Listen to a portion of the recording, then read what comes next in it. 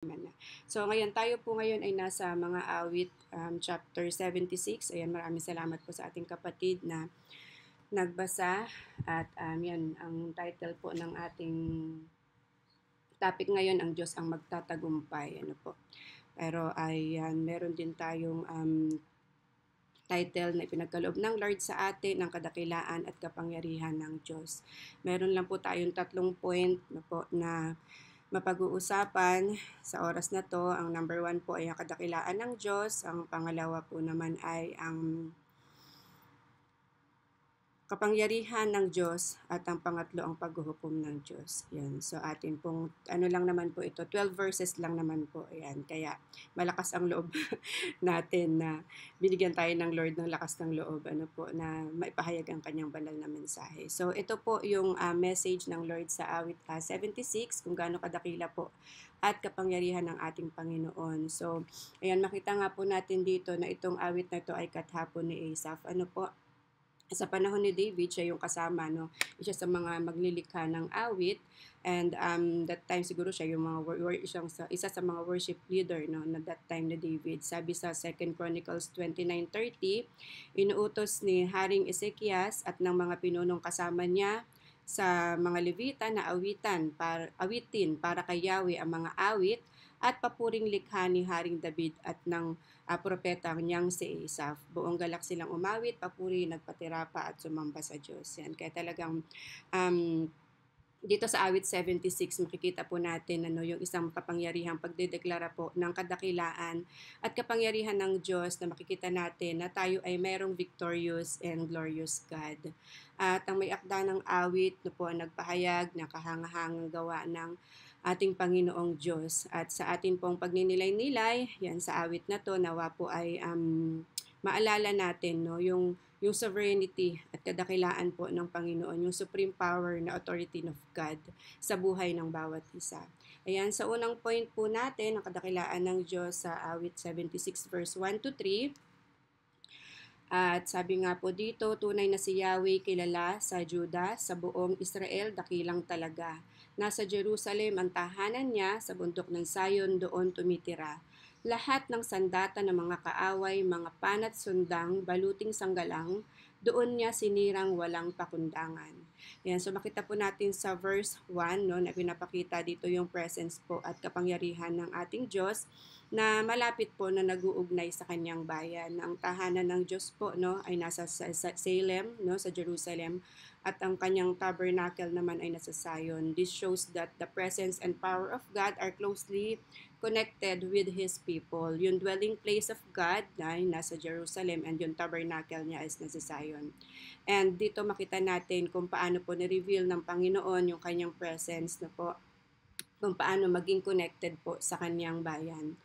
And sa verse 2, binibigyan din po dito na yung connection ng Diyos sa kanyang bayan at ang kanyang hangarin na manirahan po sa gitna nila, o yung kanyang presence. No? Yung verse 3, ang presensya ng Diyos ay nagdudulot po ng kapayapaan at seguridad. So makita po natin dito sa verse 3 na yung kapangyarihan po ng Diyos nagpapaalala sa atin na yung presensya niya hindi lamang po na pagkukunan natin ng kaginhawahan o yung comfort, kundi pati yung lakas po at protection ni pinagkakaloob ng Panginoon. Ito po isa sa mga powerful reminder na yung presence po ng Panginoon natin is not alone is a source of comfort, no, but also strength and protection. Kaya yun nga po ang mensahe ng Panginoon sa atin na patuloy tayo na magtiwala sa Panginoon sa lahat ng bagay, because sa presence ng Panginoon, we are already secured, at siya ang magbibigay po ng kalakasan sa atin at patuloy na puproteksyonan tayo sa anumang bagay na ginagawa natin at ng ating pamilya. Kaya makita natin kung gaano po makapangyarihan, po ka-powerful ang Panginoon sa buhay po natin, at kapag kasama natin ang presensya ng Panginoon at nagtitiwala tayo sa Kanya, talagang yung seguridad po na kaginhawahan at kalakasan, kapayapaan na nagdudulot po, no, na walang iba talaga, hindi natin makikita kahit kanino yung kapayapaan at security na meron tayo, kundi sa Panginoon lamang po natin. At doon sa pangalawa ng kadakilaan ng Diyos, makita natin sa Awit 76 verse 10 to 12. Ayan, mag-jump po muna tayo sa 10 to 12. Balikan natin yung 4 mamaya to 9. Ang matinding galit sa iyo ng tao, hahantong na lahat sa pagpuri sa iyo. Silang nangaligtas sa mga labanan, laging magpupuri at mga diriwang. Ayan, so verse 10, ano po.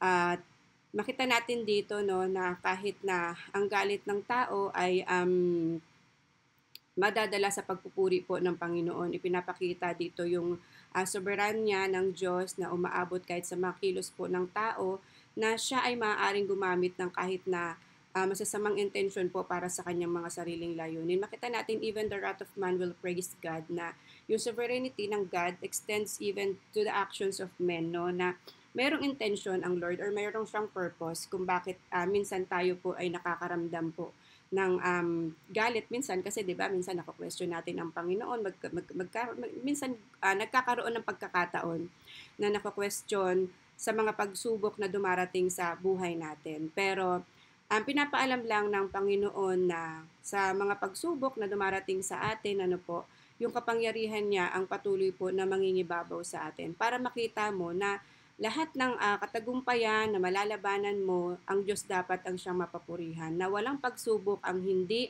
um, tatatag no po ang pananampalataya mo sa kapangyarihan ng Diyos. Ibig sabihin, kapag may pagsubok, lalo kang magtitiwala sa Panginoon. Doon ipapakita na talagang, ay, kaya mo pala to ginawa or kaya pala nangyari sa akin to Lord kasi meron kang gustong ituro sa akin. Kaya pala nangyari to Lord kasi, di ba yung faith mo sa Panginoon, hindi naman siya tatatag kung hindi ka nagkakaroon ng mga pagsubok. Kasi mas madaling mag-praise sa God kapag ka talagang laging masaya, 'di ba? Yung pagka lagi kang thankful, yung walang pagsubok, parang on the go lang lagi, yung smooth ang lahat, mas madali magpuri sa Panginoon, tama. Pero kung may mga pagsubok, no po, doon ka susubukin ng Lord kung talaga bang kapag ka nahirapan ka, 'di ba? Hindi ka ba give up, or kapag nahirapan ka, yung faith mo ba sa Panginoon ay nandiyan pa rin ba, 'di ba? So doon mo masusubukan kung papaano na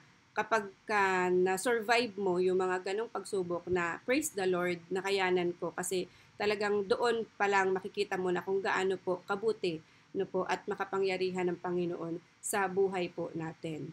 And sa verse 11 naman po, mga pangako mo kay Yahweh, iyong Diyos, ay yung tuparin ng tapat sa loob, dapat na magdala ng mga kaloob ang lahat ng bansa sa iyong palibot.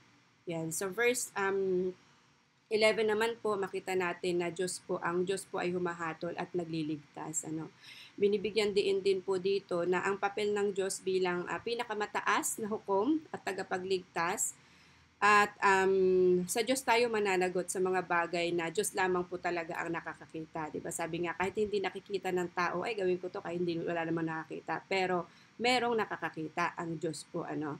Kumbaga, ang Lord ang humahatol talaga sa lahat. Parang naalala ko lang yung sa nakita ko lang doon sa interview kay Karen Davila ba yun, na parang merong nag-ano sa kanya na ito na Karen, kumbaga tanggapin mo to, wala namang iba makakakita, wala namang iba makakaalam kundi tayo lang. Parang gano'n, 'di ba? Pero ang sagot ni Karen na walang makakaalam, walang makakita, ako alam ko, ang Diyos nakikita niya kung ano yung nangyayari. Parang ganun, di ba? Kaya talagang i-review, may magre-revoke sa atin talaga ng mga bagay na akala natin, kumbaga talaga kung hindi ganun kalalim yung pananalig natin sa Panginoon, ano po, talagang makukuha ka kung talagang alam mong malaking presyo man or malaking bagay man, di ba, ang ibibigay sa iyo. Pero sabi nga, walang maililihim sa Panginoon. No po, lahat po ay hayag. Kaya dapat lahat na kung tayo man lahat po no ay may mga binibitawan na salita sa Panginoon, lahat dapat gumawa ng mga panata sa Diyos at tuparin ang mga to. Kapag ikaw ay nagbitaw ng pangako sa Diyos, tuparin mo at kahit sa kapwa mo. Dahil pagka nakapangako ka sa kapwa, para ka na rin nangako sa Panginoon, di ba? Kaya yung kaloob na nararapat sa Diyos, 'di ba? Minsan nga mayroong mga nagpi-pray, nagsasabi na, Lord, bigyan mo lang ako ng trabaho, bigyan mo lang ako ng magandang kita, magbibigay ako, 'di ba? Pero kapag ganyan na kumita na ng 5,000, oo, mabibigay mo yung 500 kasi maliit pa lang na presyo eh. Pero yun, nakita ng Panginoon, binigyan ka ng sabihin kita na 30,000, 'di ba? Ibigay mo yung 5,000, kumita ka ng 50,000, pero ibigay mo ba yung 5,000? Parang minsan andoon na yung parang ang laki na nito Lord, 'di ba? Parang ganun. Pero hindi mo na ano na sa Lord naman yun nanggaling, 'di ba? Kumbaga, huwag manghinayang kasi 90% na nga yung ibinigay sa iyo ng Panginoon, 10% na nga lang yung kukunin niya sa iyo, 'di ba?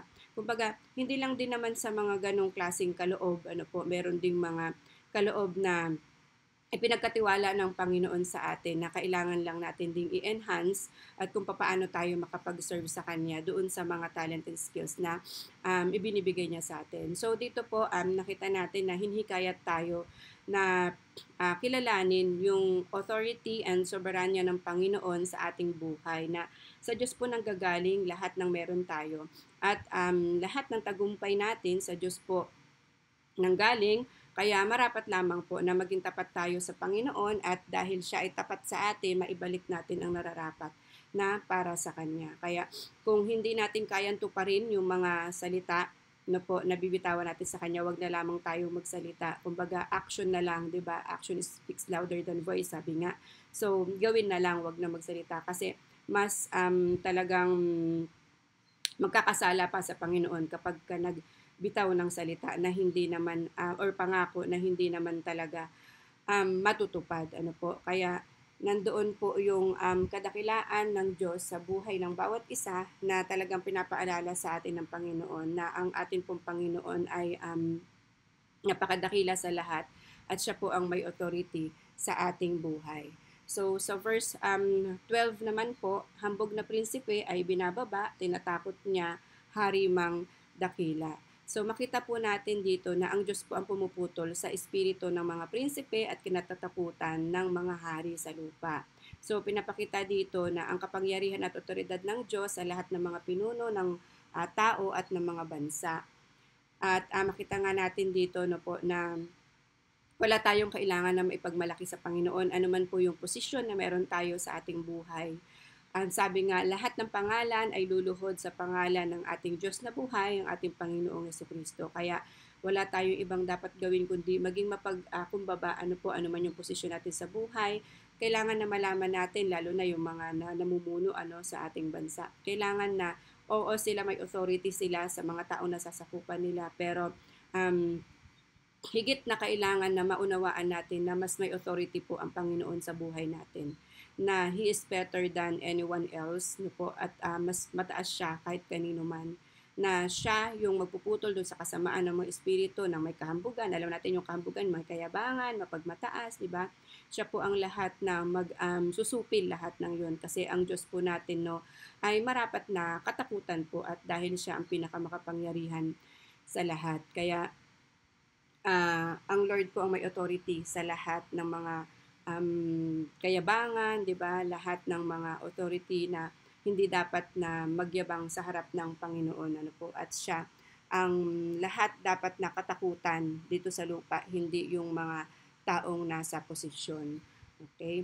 So, ayan yung pangalawang point po natin, ang kapangyarihan ng Diyos. Yan, tapos po tayo doon sa kanina ang naitopic po natin ay ang kadakilaan. So makita naman natin kung gaano po kapangyarihan ng Panginoon bumabalot sa atin sa awit 76 verse 4 to 6. Ayan, balik tayo sa 4 to 6.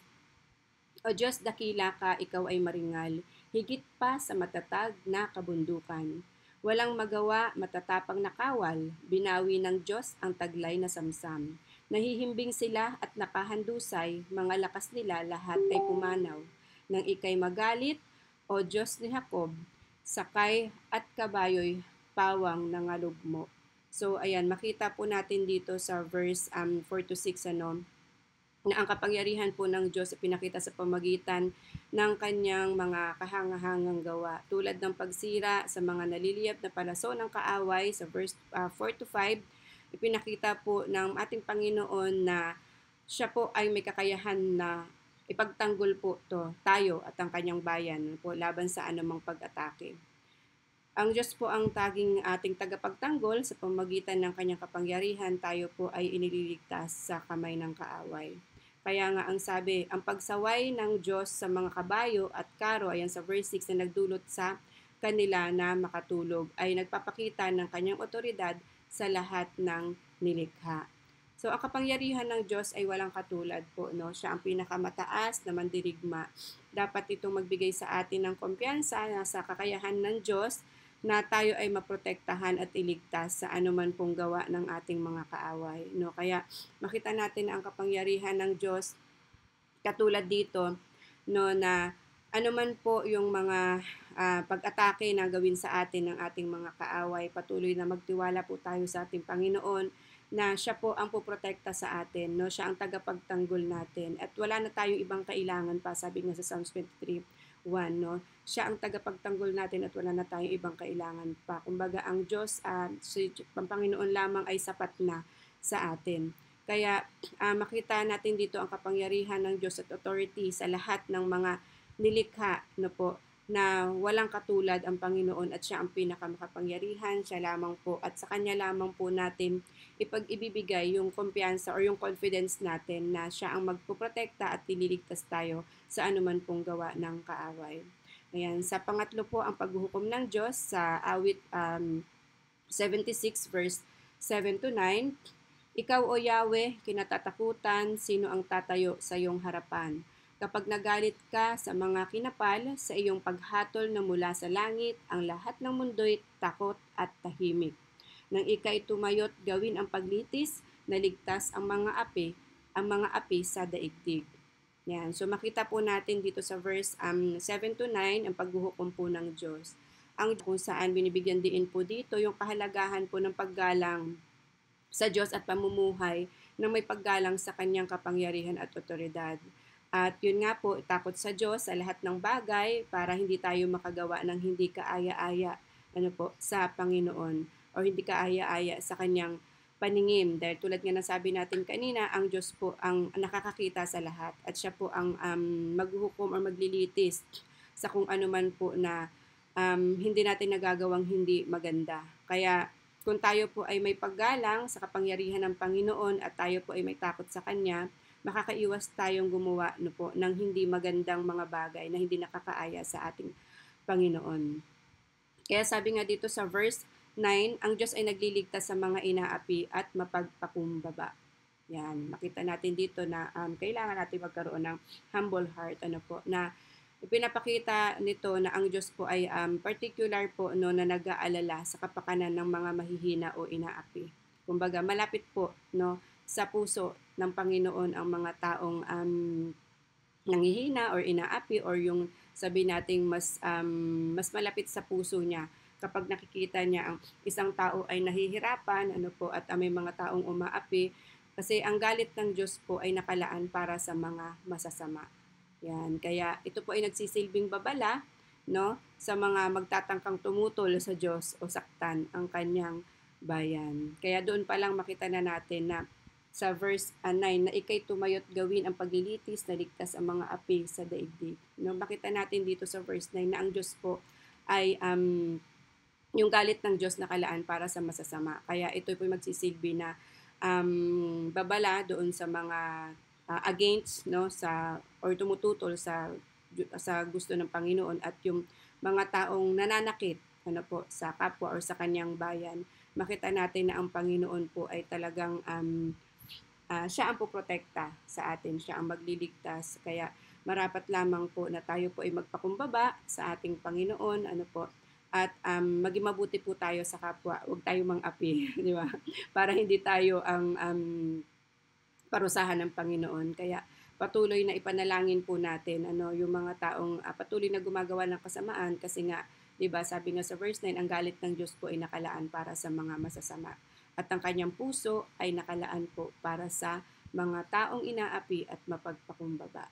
Kaya ayan, glory to God po at maraming salamat po sa Panginoon. Sa atin pong conclusion, nakita po natin dito sa awit 76 na nagpapakita po ng isang makapangyarihang larawan po ng kadakilaan at kapangyarihan ng paghuhukom no po, at soberanya ng Diyos, yung sovereignty ng ating Panginoon sa ating pong pagninilay-nilay dito sa awit na ito, no, naway maalala natin palagi yung kadakilaan ng Diyos at ang ating buhay ay maging patotoo, no, maging buhay na patotoo sa kanyang kapangyarihan at otoridad. Kasi alam ko naman po na ang lahat sa atin ay may kanya-kanyang testimony kung gaano po kabuti at kapangyarihan ng Panginoon sa pagkilos ng bawat isa. Di ba kasi mga patotoo nga natin kanina, nakita natin kung gaano po kadakila ang Panginoon sa pagkilos po sa buhay ng bawat isa. Sabi nga sa John 1:14, di ba, naging tao ang salita at nanirahan sa piling namin, nakita namin ang kaluwalhatiang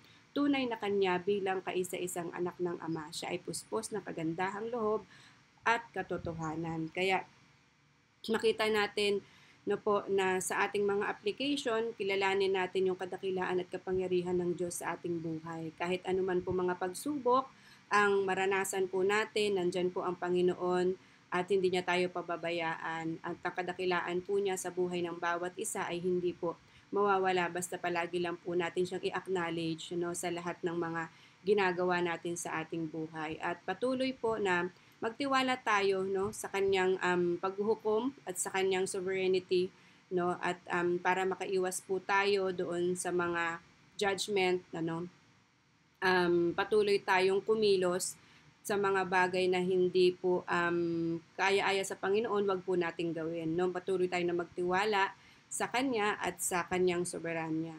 At matakot po tayo, no, at gumalang tayo sa kanya, mamuhay ng ayon dito. Sabi nga, kapag ka meron kang paggalang at meron kang takot sa Panginoon, hindi mo magagawa ang isang bagay na hindi karapat-dapat sa kanyang paningin. Kaya marapat lamang na palagi nating i-share talaga yung gospel niya, yung good news, i-share natin yung salita ng Panginoon sa mas marami pang tao upang matuto silang gumalang at matakot sa Panginoon. Kasi pag nangyari yun, di ba, at makilala nila kung sino talaga si Jesus at tagapagligtas ng kanilang buhay, hindi na sila makakagawa ng mga bagay na hindi na nakakaaya-aya sa Panginoon. Ano po? And kung gagawa tayo ng mga pangako sa Diyos, to pa rin natin to at kinikilala, no, at kilalanin natin yung kanyang authority sa ating buhay. Palagi po nating i-acknowledge, no, ang presence ng Panginoon sa lahat ng bagay, sa lahat ng aspeto po ng ating buhay.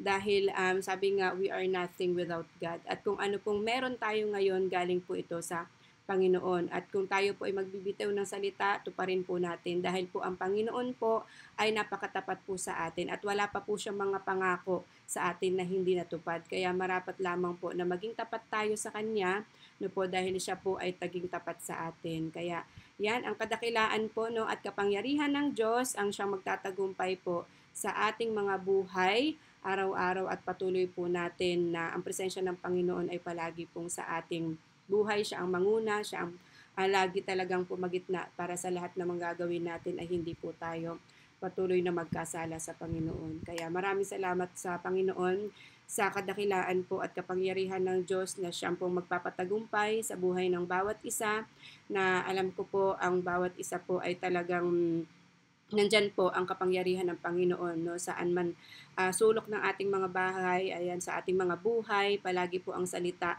ng Panginoon ang siyang pong lagi po nating daladala, dahil ang salita ng Diyos, siya ang ating buhay. Kaya maraming salamat po sa kapangyarihan ng Diyos na ipinagkaloob po sa atin ang kanyang salita at sa kanyang kapangyarihan na patuloy po na mamuhay sa ating buhay at magtagumpay sa lahat ng mga ginagawa natin. Kaya sige po, tayo po'y manalangin, and hallelujah, Lord Jesus, we praise you, O God.